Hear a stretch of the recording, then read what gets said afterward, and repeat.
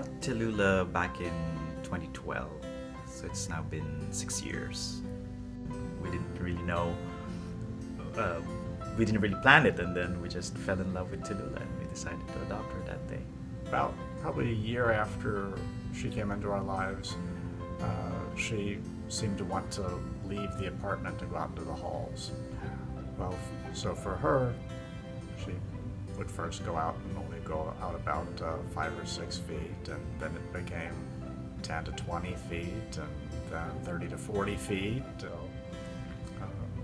We popped a collar on her and a leash and took her outside, and she did what I thought she would do, which was just kind of go out there and sit and not really move or anything. So we just kind of sat out there, and then she would come back in. Over time, she then decided, let's go walk around the neighborhood.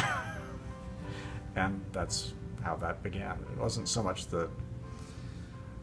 our idea as it was hers. A typical day would be, she would either ask you to walk her in the morning or in the evening. Sometimes in the morning, if we're going to work, we couldn't do it, so we do it in the evening. But the way she does it is that she would then stand at the front door and look at the doorknob and look at you, and she would do it in like many different ways, or like she would just do it many times, like to let you know that she's ready to go out. And then we put on our shoes, get her leash, and then open the door, and then she would be in the hallway, kind of like walk around a little bit in the hallway, and then dart off to one of the doors, one of the exit doors.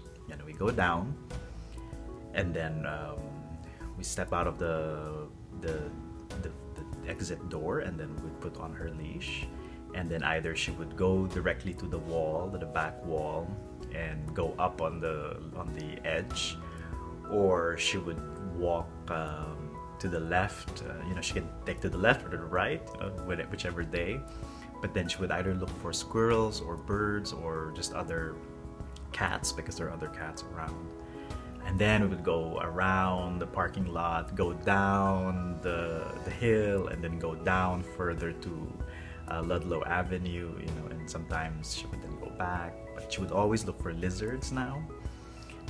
She just loves the lizards, and so she would just look at like all these like different nooks and crannies in the walls and just under the plants and things like that, and she would try to chase after them. After all these walks, then she would go back up, and then either the front door, go up the elevator, and then back into the house, and then get treats.